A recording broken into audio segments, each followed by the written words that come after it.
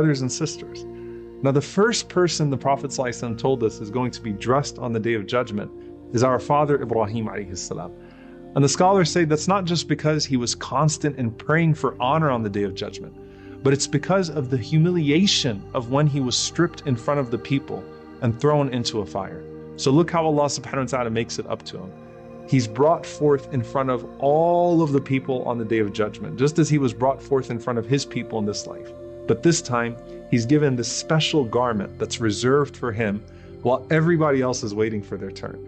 Now at that point, you have those who sought honor in this life through pretentious clothing. And for them, the Prophet ﷺ said, "Man labisa thawba shuhratin fi dunya, albasahu Allahu thawba madhallatin yawm al-qiyamah." That whoever wears a pretentious garment in this life will have a garment of humiliation on the Day of Judgment. The Prophet ﷺ said in another narration, on the other hand, "Man taraka al-libasa tawadu'an lillah wa huwa yaqdiru alayhi, da'ahu Allahu yawm al-qiyamati ala ru'us al-khala'iqi hatta yukhayyirahu Allahu min ayyi hulal al-imani sha'a yalbasuha."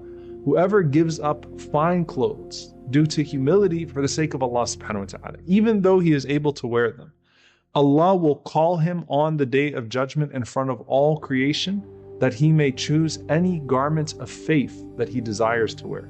Now wait a minute, does this mean that wearing nice clothes, if you can afford them, is a problem? No, because the Prophet ﷺ said, Allah likes to see his blessing on the one who he's bestowed it upon. But this is referring to clothes that are extravagant and corrupt the person or corrupt society with false standards. So the scholars say first and foremost, clothes that are haram, like silk for men. And the Prophet ﷺ said, whoever wears silk in this life will not wear it in the next. Then you have clothes that people can't afford, so it makes them feel bad and sets a bad trend in society. Then you have clothes that are worn to show off. So the permissible, pure and modest, even if nice, is what is preferable. Now beyond that, remember the Quran and Sadaqah being your companion and your shade. They continue to bear their blessings here when it comes to your clothing. Firstly, you have with the Quran. The Prophet ﷺ said, the Quran comes and it says to its companion, "O Lord, decorate him." So he's then clothed with a crown of nobility.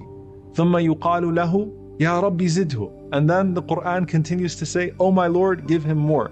فَيُلْبَسُ حُلَّةَ الْكَرَامَةِ. And so he's clothed with a suit of nobility. ثُمَّ يَقُولُ يَا رَبِّ إِرْضَ عَنْهُ فَيَرْضَى عَنْهُ. So then it says, "O my Lord, be pleased with him." And so Allah